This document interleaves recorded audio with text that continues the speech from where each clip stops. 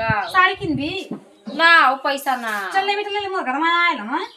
पैसा ना नहीं तो ले लेकिन ले कर तो पहिले पैसा तो मर्दा का करेला ठीक है कमाला का ए बहनी हमर मल्दा ना लायक तब बन कहथियो ना लायक त तनी चूड़ी बिंदी किन ले लिया चोरी चोरी तब ना तो कबे की अब जब के ओकर किने भी मोर बुढ़िया बोले लगी त लड़ाऊ देख लिए त के ए बहनी हमर माई न देले माई दे रे माई हमर दीदी दे देनी सके हमर काम चल जाला नहीं तो मोर के भरोसे रहे के पड़त ना तो हम ना पहिन ओढ़ पौती जन हां ढेर लोग का माई बाप दे तोर के तोरियो माई बाप एकदम दे हम जतनी हमर माई बहन देनी सना उतनी तुहार ना का वो दे देनी जा हम दोगे 18 घंटा तेंगे अब जब से कमाई लगता तो माई बहन छपले ही ओकर पहले बियाह में देबा ना कइला से तोर भाई अब चुप रहा लोगन और हम जहाँ जाइला कहाँ हमके साग नियर सब लोग दबोच देला हमके एकदम उठल्लू चूल्हा सब समझले रहेला हां तो कोठा तो चूल्हा सब समझ ले जे होते हमको लोग याद देला